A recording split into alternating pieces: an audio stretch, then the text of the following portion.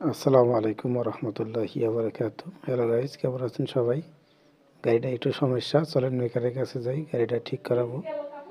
চলে আসলাম মেকারের কাছে। তো মেকারের কাছে এসে দেখি ভ্যানটা উল্টায় দিছে।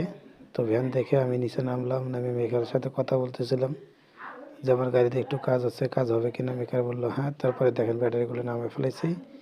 ব্যাটারি নামানোর পরে এই যে মেকার আমার গাড়িতে কাম শুরু করে দিছে।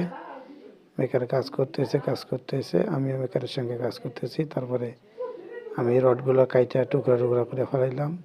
তারপরে কিছু রড আমার গাড়িতে আসলে ওগুলো নিয়ে এসে যেটা কাটছি আমি নিজেই। কাটার মধ্যে আমার ধুলা দিয়ে চোখ ভর্তি হয়ে গেছে। এরপরে মিস্ত্রি এসে টুকটাক করে ঝালাই মেরে দিল।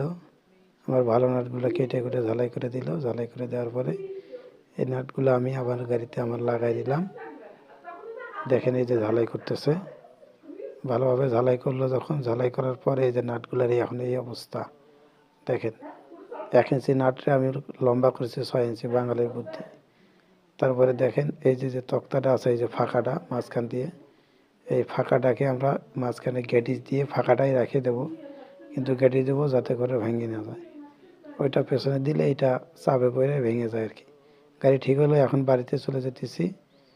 গাড়ি ঠিক করার পরে দেখেন গাড়ি এখন কি সুন্দর দৌড়াতেছে, মনে জানি হইতেছে মাইক্রো, মোটরসাইকেল না। তো এখন আপনাদেরকে একটা কথা বলি, এখন থেকে প্রতিনিয়তই একটা করে ব্লগ ভিডিও আপনাদেরকে দেব, ঠিক আছে? এরকম রাস্তার আমি চিন্তা ভাবনা করছি একটা 4K অ্যাকশন ক্যামেরা কিনবো। আপনাদের কাছে পরামর্শ চাই কতর ভিতরে এবং কেমনে কিনলে ভালো হবে। আর যারা আমার চ্যানেলটি এখনও সাবস্ক্রাইব করেন অবশ্যই সাবস্ক্রাইব করবেন, ফেসবুকটি ফলো করে দেবেন।